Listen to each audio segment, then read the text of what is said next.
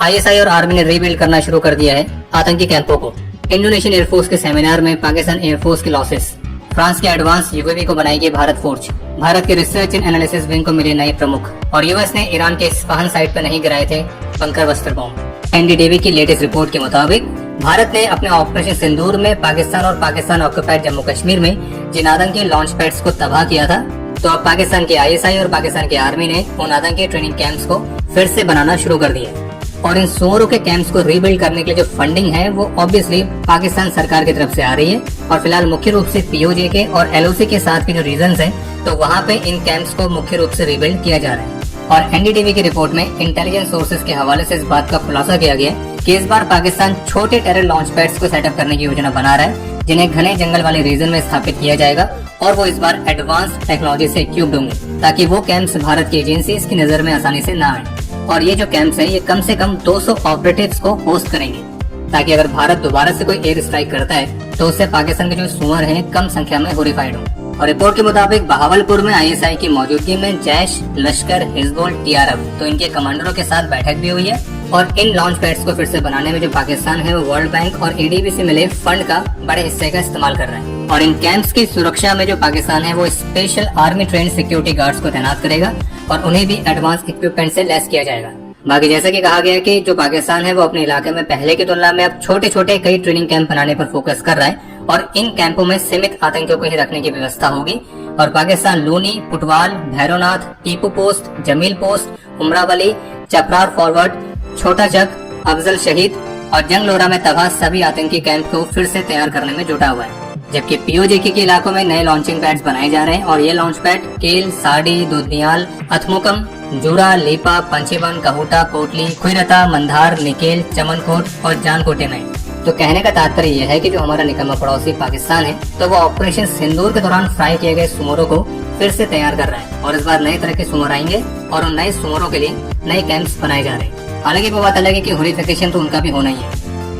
Social media पर Indonesian air force के seminar के स्लाइड की एक तस्वीर काफी वायरल हो रही है, जिसमें भारत और पाकिस्तान के बीच मई के महीने में जो कॉन्फ्लिक्ट हुआ था, तो उसमें पाकिस्तान को जो लॉसेस हुए हैं तो उसकी समरी दिखाई गई है, जिसके मुताबिक पाकिस्तान ने इस कॉन्फ्लिक्ट में 6 फाइटर जेट्स को खोया था, 2 एवॉक्स एयरक्राफ्ट खोए थे, एक C-130 ट्रांसपोर्ट एयरक्राफ्ट खोया था, और उनके 2 surface to air missile radar complex भी तबाह हुए थे। और इस स्लाइड के मुताबिक इन लॉसेस की जो पुष्टि है उसे पाकिस्तान के क्लेम्स और इंडिपेंडेंट सोर्सेस दोनों के द्वारा करवाई गई है। और भारत और पाकिस्तान के इस कॉन्फ्लिक्ट से लेसन्स लेने के लिए इंडोनेशियन एयरफोर्स ने 2 तरह के सेमिनार्स कंडक्ट किए थे, और इन दोनों में से एक सेमिनार में भारत के डिफेंस अटैच भी शामिल हुए थे। लेकिन जो पाकिस्तान के डिफेंस अटैच है तो उन्होंने इंडोनेशिया के इन दोनों में से किसी भी सेमिनार में पार्टिसिपेट करने से मना कर दिया था, खास करके इसलिए क्योंकि इंडोनेशिया ने अपने सेमिनार में पाकिस्तान को हुए लॉसेस के बारे में भी काफी ब्रीफली बात करी है। और आपको ध्यान होगा कि पाकिस्तान और चीन ने ऑपरेशन सिंदूर के बाद एक डिस इन्फॉर्मेशन कैंपेन शुरू किया था, और जिसमें एक फेक न्यूज ये चलाई जा रही थी कि ऑपरेशन सिंदूर के बाद जो इंडोनेशिया है वो रफाल वाले डील पर अब फिर से विचार कर रहा है, जबकि ऐसा कुछ था भी नहीं।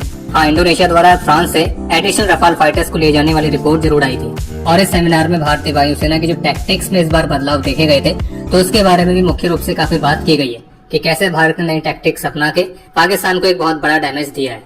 डीआरडीओ चीफ के मुताबिक कावेरी इंजन का जो ड्राई वेरिएंट है तो वो वर्तमान समय में फाइनल हाई ऑल्टीट्यूड और फ्लाइंग टेस्ट बेड ट्रायल से गुजर रहा है, और जीटीआरई बेहद ही जल्दी इस कावेरी ड्राई इंजन को अनमैन्ड प्लेटफॉर्म्स में इंटीग्रेट करने के लिए तैयार है। इसके अलावा एक अपडेट है कि भारत फोर्ज ने फ्रेंच फर्म टागिस गायलाट के साथ एक एमओयू साइन किया है, और जिसके तहत वे भारतीय रक्षा मंत्रालय को AARO के यूएवी सप्लाई करेंगे, और भारत फोर्ज इन यूएवीज की एक प्रोडक्शन लाइन स्थापित करेगी। बाकी जानकारी के लिए आपको बता दें कि जो AARO के यूएवीज हैं तो ये मीडियम ऑल्टीट्यूड लॉन्ग एंड्योरेंस यानी कि मेल यूएवीज की कैटेगरी में आते हैं, जिन्हें कम से कम एक्विजिशन और डिप्लॉयमेंट कॉस्ट के साथ एडवांस टेक्नोलॉजी डिलीवर करने के उद्देश्य के साथ विकसित किया गया है। और ये हाई ऑल्टीट्यूड एरियाज में लंबे समय तक ऑपरेट कर सकते हैं, लॉन्ग रेंज के सर्विलेंस मिशन परफॉर्म कर सकते हैं, और इन्हें इलेक्ट्रोमैग्नेटिक सेंसर्स और रडार से इक्विप किया गया है, और एक सेफ डिस्टेंस में रहते हुए इनकी मदद से दुश्मन की एक्टिविटीज को मॉनिटर किया जा सकता है। और केवल मॉनिटरिंग और सर्विलेंस ही नहीं, बल्कि इनकी मदद से दुश्मन टारगेट्स पर स्ट्राइक भी की जा सकती है। बाकी इनका एंड्योरेंस टाइम 24 घंटे से ज्यादा का है।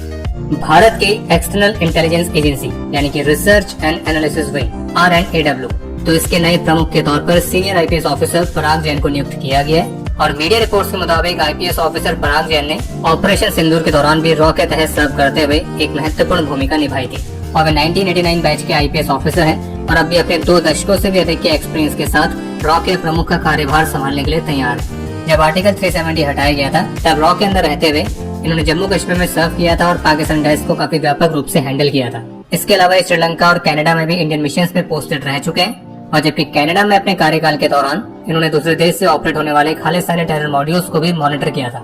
CNN की रिपोर्ट के मुताबिक गुरुवार को अमेरिका के टॉप जनरल ने सीनेटर्स को ब्रीफ करते हुए बताया है कि लास्ट वीकेंड ईरान के न्यूक्लियर साइट्स में जो अमेरिका ने स्ट्राइक्स करी थी, तो उन स्ट्राइक्स के दौरान सेंट्रल ईरान में जो इस्फहान वाली साइट है, तो उसके खिलाफ यूएस मिलिट्री ने अपने मैसिव ऑर्डिनेंस पेनिट्रेटर बॉम्ब या यूं कहें अपने बंकर बस्टर बॉम्ब का इस्तेमाल नहीं किया था, क्योंकि वो साइट इतनी ज्यादा डीप थी कि वहाँ पे ये बॉम्ब्स इफेक्टिव साबित नहीं होते। और यूएस ऑफिशियल्स ये मानते हैं कि जो इस्फहान वाली न्यूक्लियर साइट है, तो वहाँ का जो अंडरग्राउंड स्ट्रक्चर है, तो वहाँ पे करीब 60% तक का ईरान का इनरिच्ड यूरेनियम स्टॉक फाइल है, जो कि ईरान को न्यूक्लियर वेपन्स प्रोड्यूस करने के लिए चाहिए। बाकी ये कहा गया कि ऑपरेशन मिडनाइट हैमर के दौरान अमेरिका के B-2 बॉम्बर्स ने फोर्डो और नतांज वाले न्यूक्लियर साइट्स पर तो दर्जन भर बंकर बस्टर बॉम्ब गिराए थे, लेकिन जो इस्फहान वाली न्यूक्लियर साइट है, तो उसे अमेरिका ने अपने टॉम हॉक मिसाइल से टारगेट किया था, जो कि लॉन्च की गई थी यूएस सबमरीन से। और जबकि ब्रीफिंग में ये भी सामने आया है कि ईरान की कुछ कैपेबिलिटीज तो ऐसी हैं जो इतनी ज्यादा नीचे है कि वहाँ तक अमेरिका की बॉम्बिंग कैपेसिटी है ही नहीं। और जबकि ऑपरेशन मिडनाइट हैमर के बाद डिफेंस इंटेलिजेंस एजेंसी के अर्ली असेसमेंट को लेकर CNN की रिपोर्ट में बताया गया था कि यूएस की स्ट्राइक्स ने ईरान के न्यूक्लियर प्रोग्राम के कोर कंपोनेंट्स को डिस्ट्रॉय नहीं किया है और ईरान का न्यूक्लियर प्रोग्राम कुछ ही महीना पीछे धकेला गया है।